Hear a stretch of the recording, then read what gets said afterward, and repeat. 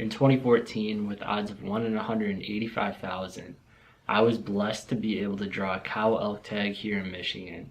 I was just 16 at the time, and I was thrilled at the opportunity of a lifetime that was placed in front of me. And so for this video, I wanted to take you guys along with me through that journey of that elk hunt. And at the time, I was not that into filming videos, so the footage is not going to be as amazing, but it was an amazing experience and one that I want to share with all of you.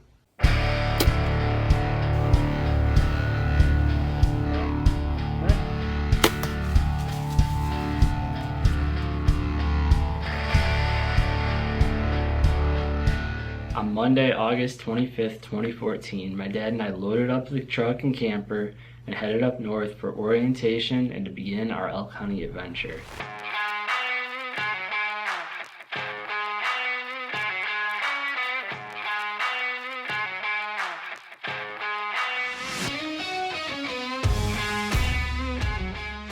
We set up camp that day and went to bed dreaming of what the next day might bring. 4:23 in the morning, been up for a couple minutes. We're here on August the 25th near Atlanta, Michigan. We're actually staying at Canada Creek Ranch on the 2014 elk hunt. So James is actually already awake. He's in showering, descenting. We're pretty excited about the opportunity. We will be leaving the trailer in about a half hour to begin our hunting adventure. The game plan for the morning was to combine efforts with another hunter who had a bull tag to see if we could get either a bull or cow elk down.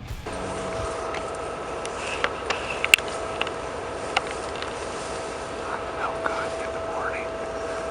Got some critters in the field.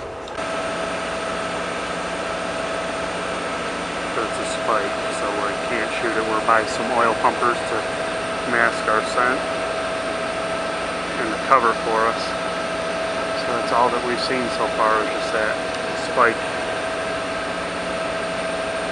From there we spent a lot of time just driving public land, seeing if we could catch up with anything there, just going to open clear cut areas, doing all sorts of stuff, and we never saw anything. So we eventually called it a morning, went to get some lunch.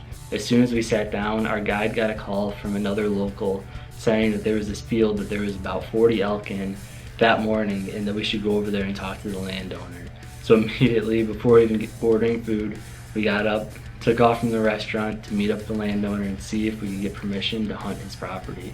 The landowner happily gave us the okay to hunt his property, and we began to make a game plan for the evening. He had a large cornfield that was literally mowed down by the elk to about a foot high off the ground. It looked like it had been combined, but it was just eaten down by all the elk that were in the field. And he actually only planted that field really for the elk purposes. And so there's a lot of elk out there. And we were really excited to see what hunting there might bring. So we brushed in a little ground blind and this brush not too far from the road that could overlook a good portion of the field. And we were really looking forward to the evening sit. That evening hunt came and left without us having a single elk enter the field. We were very surprised and disappointed, but we decided that we were going to go right back to that same spot the next morning to see if we would have better luck. Morning number 2 came dark and early as we made our way over to the property, but before we could even make our way to the ground blind, we could already see at least 30 elk out in the field before daylight, and we knew we were not going to be able to get to our spot. So we kind of tucked down in a ditch area alongside the road in the field and just waited out daylight as we were glassing them. Do you got one picked out?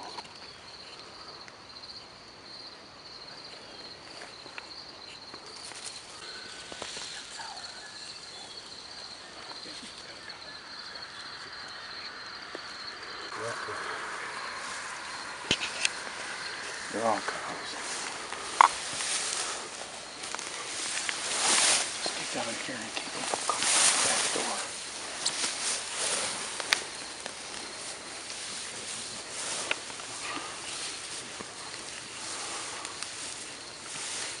Just gonna make sure you get on the cows.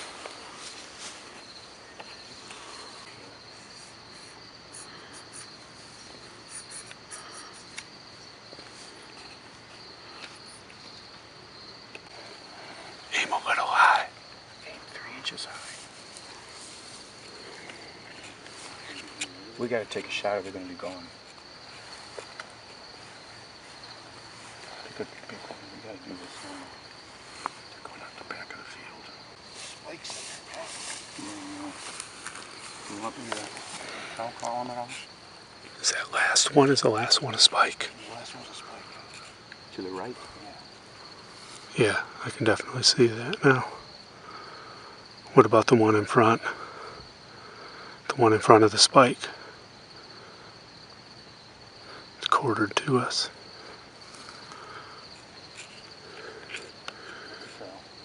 You. That one in front of the cow too.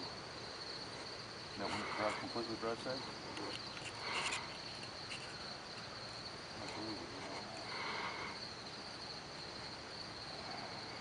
There. She moved. Can you take her there? That's the one on the right. With the tail. Just moved? Hold it. No. Once legal shooting light came, myself and one of the guides crawled up to a fence post to see if we could get a shot at one of these elk. At that point, those elk were all at least 200 yards away, and they're all pretty congregated together, so it was going to be interesting to see if we could pull this off. Sure enough, we could find one that was more off to the side that actually had a radio collar on it. It was a nice sized cow, and so we decided we would make that our target. As I started to settle in on it, a calf walked behind it, making it a not safe shot, so I had to wait. And as I was waiting, a lot of the elk started to walk off into this wooded area that was across from us. And so we knew that we were about out of time. And sure enough, that elk turns and gives a split-second opportunity where it did not have something behind it, and I did not get the shot. And those elk just all moved on off and out of our lives. I was really disappointed, but I knew I made the right call not taking the shot and forcing the issue and wounding another in the process and dealing with all the consequences that would go with that. It was really disappointing, but an incredible experience, and it left me optimistic of what the rest of the hunt might bring. So we got our second day evening set up now. We're hunting the same field we hunted this morning, but we're going to move inside this shed blind here in hopes to intercept the elk. They went through into the woods there, so we're hoping they come back out to feed and we will take care of them. We had about 25 or 30 elk out in front of us, but James just wasn't able to get a good, clear, safe shot, so he made the wise choice to not shoot as hard as it was. It was the right call, so we will hopefully have different success this evening. So we decided for the evening hunt that my dad and I would go sit that blind, and that our guide would go sit where we sat the night prior.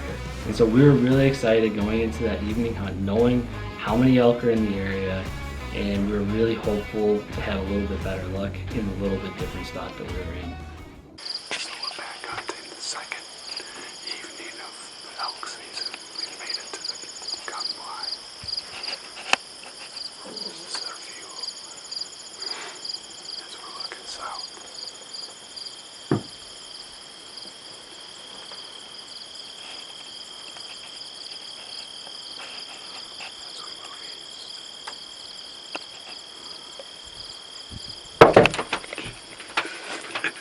I'm scaring everything. So we're watching James looking out the window there. As the evening hunt came, my dad and I were having a good time as father and son in the ground blind, just enjoying our company together. But we were not having any luck, and we were starting to think that night was going to be a bust once again. That was until the last 10 minutes of legal shooting light that we got a text from our guide saying that a lone cow elk was headed our way.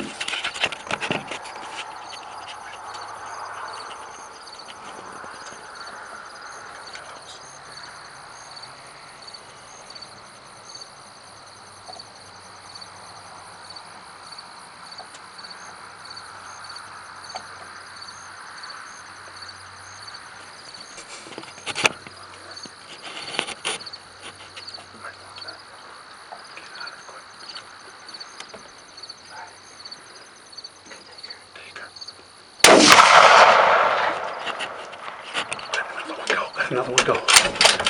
Get her again. Get her again. Go, go, go. One more.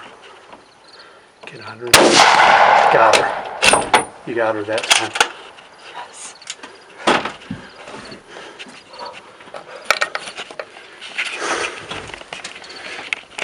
She's down. She's down. She's the one down. Yep. All right. Yes.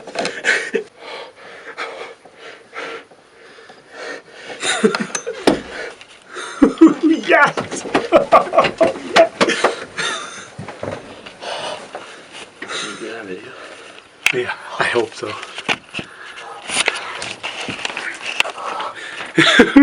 Elk down, baby. Oh, nuts. With 1 minute to spare, it's 8:49.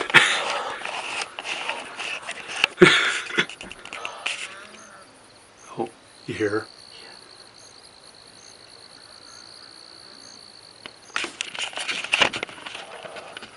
After taking the shots and seeing the elk go down, our excitement was on another level.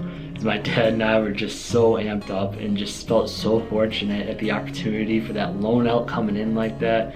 It was such an easier and safer and more ethical opportunity, and to be able to get it done at the last second without any time to spare was just incredible. And we gave it a little bit of time before we got out of the blind and went up there and immediately recovered that elk. And it was the craziest thing. Like, not long after we got up to the elk, I mean, you have to contact the DNR and they come out to the elk and inspect a few things, ask a few questions. But we had probably like 10 guys just all around there, just like soaking it all up, and it was just an incredible experience and an incredible moment. And man, I am just so grateful for it and the opportunity I had to go out there, and you know, for the landowner being willing to just let us hunt there for free. He wasn't charging anything, and just being so gracious to us in that way. And our guide, he gave us such a reasonable deal, and the whole experience was just so incredible, and I just felt so blessed. And for it to all come together like that, it was just the icing on the cake of what was already an amazing experience. And I'm just so thankful for my dad just making this trip really happen, and for covering the costs of it all, and for partaking in it and doing that with me. It was just such an amazing experience, and it's a memory that I just wouldn't trade for the world.